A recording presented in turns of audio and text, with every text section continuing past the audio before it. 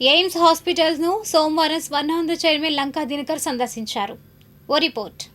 మంగళగిరిలోని కేంద్ర ప్రభుత్వం నిర్మించిన ప్రతిష్టాత్మక వైద్య సంస్థ ఎయిమ్స్ ను వికసిత్ భారత్ స్వర్ణ ఆంధ్రప్రదేశ్ 20 సూత్రాల కార్యక్రమాల అమలు చైర్మన్ లంకా దినకర్ అధికారులతో కలిసి సందర్శించారు. ప్రధాని నరేంద్ర మోడీ నేతృత్వంలోని కేంద్ర ప్రభుత్వ పాలన, ముఖ్యమంత్రి నారా చంద్రబాబు నాయుడు నేతృత్వంలోని డబుల్ ఇంజన్ సర్కార్ పాలనలో భాగంగా కేంద్ర ప్రభుత్వ సంస్థల సందర్శన కార్యక్రమంలో భాగంగా ఆయన ఈ పర్యటన చేపట్టారు. ఈ సందర్భంగా లంకా దినకర్ మాట్లాడుతూ ఆంధ్రప్రదేశ్ ప్రజలకు అత్యాధునిక వైద్య సేవలు అందించాలనే ఉద్దేశంతో 2015లో ప్రధానమంత్రి నరేంద్ర మోడీ 1,618 కోట్ల రూపాయల వ్యయంతో ఈ సంస్థ స్థాపనకు శ్రీకారం చుట్టారని తెలిపారు. అనంతరం 2018 నాటికి పనులు పూర్తయి ఇక్కడ వైద్య సేవలు ప్రారంభమయ్యాయని వివరించారు. ఈ పర్యటనలో భాగంగా ఎయిమ్స్లో అందుతున్న అత్యాధునిక రోగ నిర్ధారణ సేవలు, సూపర్ స్పెషాలిటీ విభాగాల పనితీరును ఆయన ప్రత్యక్షంగా పరిశీలించారు. కేంద్ర ప్రభుత్వ సమాచార ప్రకారం ఎయిమ్స్లో సాధారణ ఇన్ పేషెంట్ అడ్మిషన్ ఛార్జీ కేవలం ₹25 మాత్రమే ఉండటం గమనార్హం. అలాగే రోగులకు అతి తక్కువ ధరలకే నాణ్యమైన మందులను అందించేందుకు ఇక్కడ ఏర్పాటు చేసిన అమృత్ ఫార్మసీ సేవలను, ఉచిత లేదా రాయితీతో కూడిన వైద్య పరీక్షల విభాగాలను ఆయన పరిశీలించారు. కేంద్ర ప్రభుత్వ Ayushman Bharat digital health mission ఐడీలతో పాటు రాష్ట్ర ప్రభుత్వ ఆరోగ్యశ్రీ పథకం ద్వారా అందుతున్న ఉచిత చికిత్సల వివరాలను లంకా దినకర్ అధికారులను అడిగి తెలుసుకున్నారు. ఈ కార్యక్రమంలో ఎయిమ్స్ ఉన్నతాధికారులు, వైద్యులు, వికసిత్ భారత్ కమిటీ ప్రతినిధులు పాల్గొన్నారు. ఈరోజు మంగళగిరిలోని ఎయిమ్స్ 2015లో గౌరవ ప్రధానమంత్రి నరేంద్ర మోడీ గారు ఇక్కడ ఎయిమ్స్ ప్రారంభించాలి అనేటటువంటి ఉద్దేశంతో 1,618 కోట్ల రూపాయలతోటి అత్యాధునిక వైద్య సేవలు ఈ ఆంధ్రప్రదేశ్లో ఉండేటటువంటి ప్రజానికాన్ని అందించాలనే ఉద్దేశంతో ప్రారంభించడం. 2018 నాటికి పూర్తి కావటం, సేవలు ప్రారంభమైనటువంటి పరిస్థితి 2018 నాటికి. ఆ రోజు నుంచి దినదిన ప్రవర్ధమానం అవుతూ గడిచిన సంవత్సరం 2025-26కి 9,86,000 మంది పైచీలకు ఎవరైతే వివిధ రకాల వైద్య సేవలకు ఇక్కడికి వచ్చారో వారందరినీ కూడా ఓపీస్ తీసుకోవటము.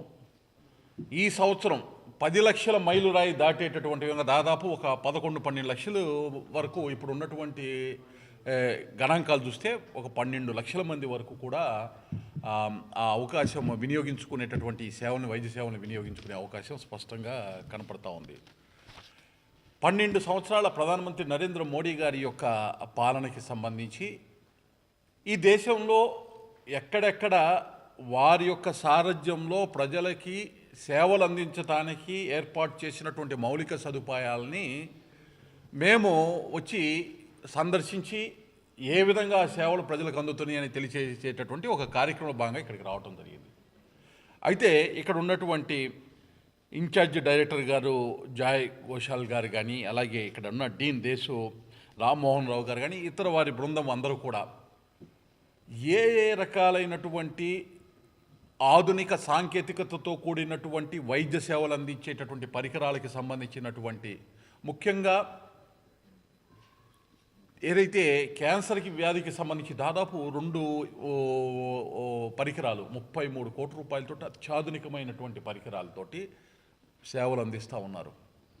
అదేవిధంగా సిటీ స్కాన్ను, అలాగే ఎంఆర్ఐ స్కాన్స్కి సంబంధించి దాదాపు ప్రజల్ని ఎవరిని కూడా ఆ సేవలు వినియోగించుకోవడం ఉంటే చాలా ఆనందాన్ని ఎక్స్ప్రెస్ చేస్తూ ఉన్నారు. వారు ఇక్కడ డాక్టర్లు ట్రీట్మెంట్ చేస్తున్నటువంటి విధానం కానీ, వారికి అందుతున్నటువంటి సేవల ఉద్దేశం. అయితే ఇక్కడ ఉండవలసినటువంటి డాక్టర్లు కానీ, ముఖ్యంగా జూనియర్ రెసిడెంట్స్ కానీ, సీనియర్ రెసిడెంట్స్ కానీ, అదేవిధంగా నర్సింగ్ ఆఫీసర్స్కి, స్టాఫ్కి సంబంధించి కానీ కొంచెం ఇంకా కావాల్సినటువంటి అవసరం ఉంది. ఎందుకంటే దాదాపు రోజుకి 3,500 నుంచి 4,000 మంది ఇక్కడికి సేవలు అందుకోవడానికి, వైద్య సేవలు అందుకోవడానికి ఈ ఎయిమ్స్కి వస్తూ ఉన్నారు. వారితో పాటు అటెండెన్స్ కోసం వాళ్ళతో పాటు వారి కుటుంబ సభ్యులు కూడా ఒక 2,000, దాదాపు 6,000 మంది ఫుట్ ప్రింట్ ఇక్కడ ఈ యొక్క ఎయిమ్స్లకి ప్రతిరోజు రావడం జరుగుతూ ఉంది.